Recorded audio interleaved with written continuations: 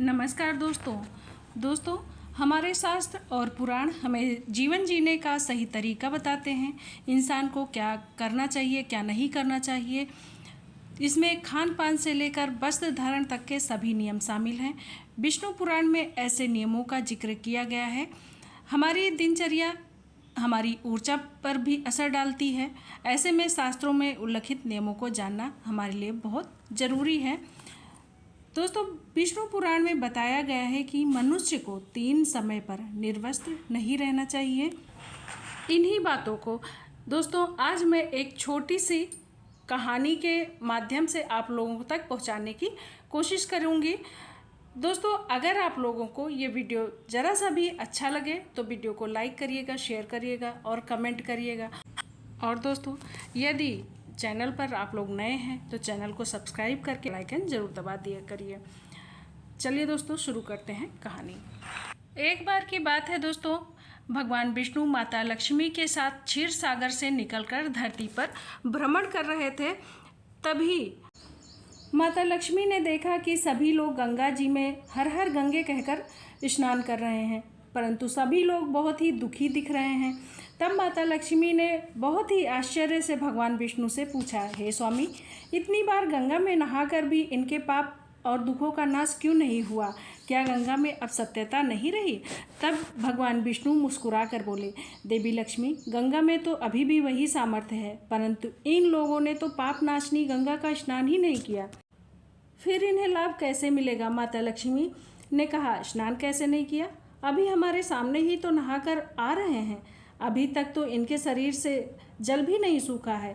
तब भगवान विष्णु ने कहा, ये लोग तो केवल जल में डुबकी लगाकर आ रहे हैं, तुम्हें मैं कल इसका रहस्य समझाऊंगा। दूसरे दिन बहुत जोर की बारिश होने लगी, सारी गलियां कीचड़ से भर गईं। एक चौड़े से रास्ते में बड़ा सा गड्ढा हो गया था, चारों ओर कीचड़ भरा हुआ था। और फिर भगवान विष्णु ने वहीं पर एक लीला रची।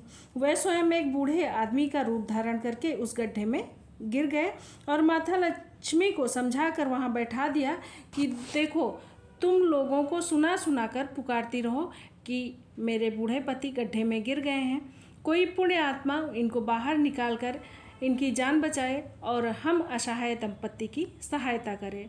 और भगवान विष्णु ने ये भी समझा दिया कि जब कोई मुझे बाहर निकालने को तैयार हो तो तुम इतना और कह देना कि मेरे पति सर्वथा निष्पाप हैं और इन्हें वही व्यक्ति छुए जिसने पाप ना किया हो। अगर आप निष्पाप हैं तभी इनको हाथ लगाना, वरना हाथ लगाते ही आप भस्म हो जाएंगे। माता लक्ष्मी तथास्तु कहकर वहीं गड्ढे के किनारे बैठ गई और भगवान विष्णु द्वारा सिखाई गई बातें लोगों को सुना सुना कर जोर जोर से कहने लगी। गंगा में नहा नहा कर लोगों के झुंड आ रहे थे और एक अति सुंदर युवती का यूं बैठा देखकर कुछ लोगों के मन में पाप और कुछ लोगों का धर्म का भय हुआ और कुछ लोग तो कानून से डरे और कुछ लोगों ने तो ये तक कह दिया कि मरने दे इस बुढ़े को, क्यों इसके लिए रोती है। और कुछ दयालु और चरित्रवान लोगों ने उनको गड्ढे से निकालना चाहा, परंतु लक्ष्मी जी के वचन सुनकर वे रुक गए। उन्होंने सोचा कि हम गंगा में नहा कर आए हैं तो क्या हुआ, पाप तो हमने किया ही है, कहीं हम सहायता करते समय भस्म ना हो जाएं। सैकड़ों लोग आए और चले गए, परंतु किसी का साहस नहीं हुआ कि उन्हें गड्ढे से निकाल दे। तब भगवान विष्णु ने माता लक्ष्मी से कहा, देखा आया कोई सच्चे मन से गंगा में नहाने वाला। तब थोड़ी देर बाद एक नवयुवक हाथ में लोटा लिए हुए हर हर गंगे कहते हुए आया। लक्ष्मी जी ने उससे भी वही बात कही। उस युवक का हृदय करुणा से भर आया और उसने भगवान विष्णु को बाहर निकालने की तैयारी की। लक्ष्मी जी ने उसे रोक कर कहा, भाई यदि तुम सर्वथा निष्पाप हो तभी मेरे पति को छूना, वरना तुम भस्म हो जाओगे। उसने बिना किसी संकोच के लक्ष्मी जी से कहा, मेरे निष्पाप होने पर तुम्हें संदेह क्यों हो रहा है? देखती नहीं अभी मैं गंगा नहा कर आ रहा हूँ, भला गंगा नहाने के बाद भी क्या पाप रहते हैं? मैं अभी तुम्हारे पति को बाहर निकालता हूँ। युवक ने लपक कर उस बूढ़े आदमी को ऊपर उठा लिया। भगवान विष्णु और माता लक्ष्मी ने उस युवक को अपने असली रूप में दर्शन देकर उसे निहाल कर दिया। भगवान विष्णु ने माता लक्ष्मी से कहा, इतने सारे लोगों में केवल एक ही गंगा स्नान करके आया। इस दृष्टांत के अनुसार जो लोग बिना श्रद्धा और विश्वास के केवल दिखावे के लिए गंगा स्नान करते हैं, उन्हें वास्तविक फल की प्राप्ति नहीं होती है। परंतु इसका यह बिल्कुल भी मतलब नहीं है कि गंगा स्नान व्यर्थ जाता है। गंगा स्नान का बहुत पुण्य मिलता है।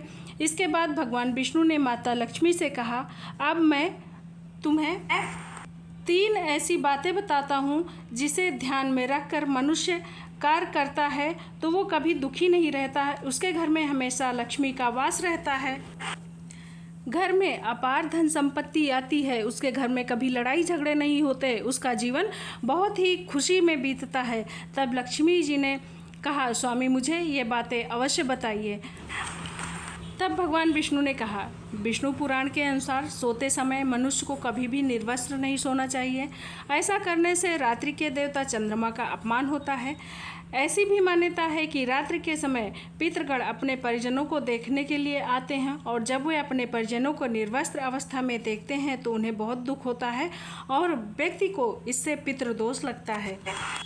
दूसरी बात, विष्णु पुराण के 12वें अध्याय में लिखा गया है, स्नान के समय मनुष्य को निर्वस्त्र स्नान नहीं करना चाहिए। निर्वस्त्र होकर स्नान करने से जल के देवता वरुण देव का अपमान होता है।